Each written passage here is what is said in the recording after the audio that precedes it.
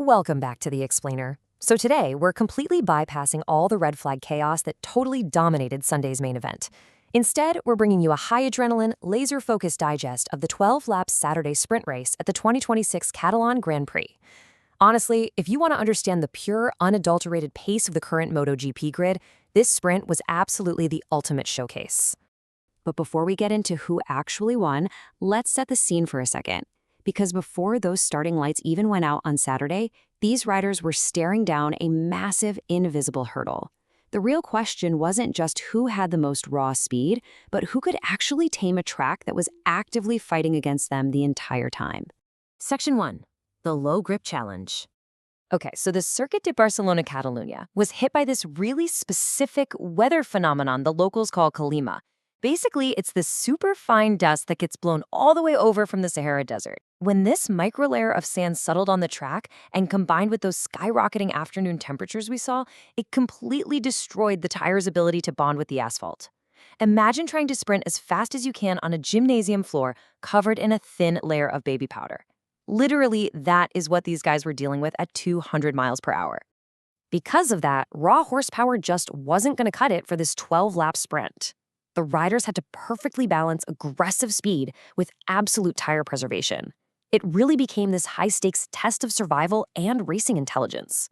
They needed a profound level of throttle control just to keep the rear tire from spinning out into oblivion. Moving right along to Section 2, Sprint Race Start.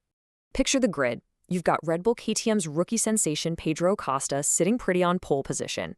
But man, right across the KTM garage, absolute heartbreak. His teammate Brad Binder suffered this cruel mechanical issue right on the grid, forcing him to completely abandon his starting spot and begin the race all the way back from the pit lane. Lights out, and Acosta just nails the launch. He secures the early lead, completely keeping his nose clean. But right behind him, total chaos. The mid-pack instantly turned into a battleground. You had Jorge Martin on the Aprilia and Trackhouse's Raul Fernandez aggressively trading paint. They actually made contact at turn 7. Then, right after that at turn 10, Honda's Johan Zarco had a massive moment and narrowly avoided what could have been a catastrophic crash. That dusty track was claiming its victims early, but the leaders just put their heads down and pushed on.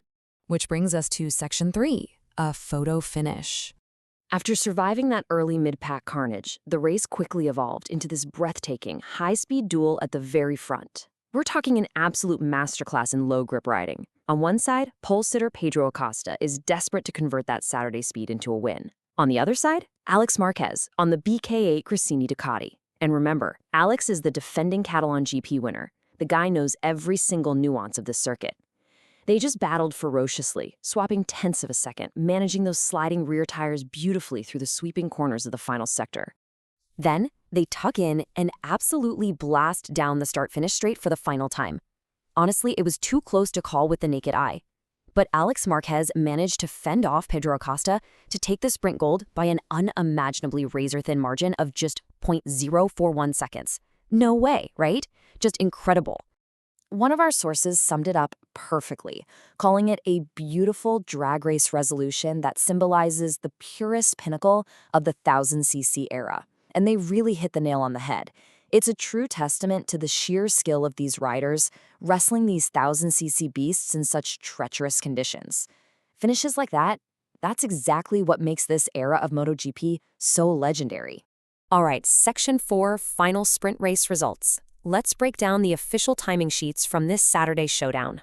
So Marquez claims the top step with a total time of 20 minutes and 2.258 seconds. Right on his exhaust was Acosta, naturally, with Fabio Gianantonio crossing just under a half-second later to round out a fiercely hard-fought podium. Behind that leading trio, Trackhouse Aprilia's Raul Fernandez and Castrol Honda's Johan Zarco managed to survive all that mid-pack chaos to take really impressive 4th and 5th place finishes. Looking further down the top 10, you really start to see how much the championship contenders struggled in that Kalima dust. Heavy hitters were having a seriously tough time finding traction. I mean, reigning champ Pecco Bagnaia could only manage 6th place. And look at 9th, that's championship leader Marco Bezzecchi, clearly struggling out there. Enea Bastianini rounded out the points-paying top 10. It just goes to show, the second the grip goes away, the established order gets completely shuffled. Finally, Section 5, Championship Standings Update. Let's see how this all shook up the big picture. Post-sprint, Marco Bezzecchi is hanging on to his championship lead by a thread with 129 points. The tension is incredibly palpable right now because Jorge Martin is breathing right down his neck, sitting just 2 points behind at 127.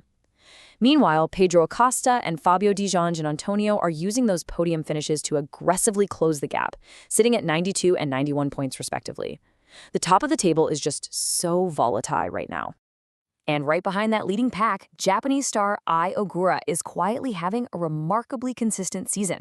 He's holding on to a strong 5th place with 69 points, but he is barely staying ahead of Saturday's standout performers. Raul Fernandez is right there with 68 points, and our sprint winner Alex Marquez sits dangerously close with 67. Literally, a single race could completely invert this entire section of the standings. So with margins this insanely tight, remember just 0.041 seconds separating victory and defeat, and track conditions proving to be this unpredictable, I want to leave you with this. As the magnificent 1000cc era of MotoGP nears its dramatic conclusion this year, which of these warriors will ultimately master the chaos, adapt to the pressure, and claim the final crown? Let me know who you've got your money on, and as always, keep learning and keep exploring.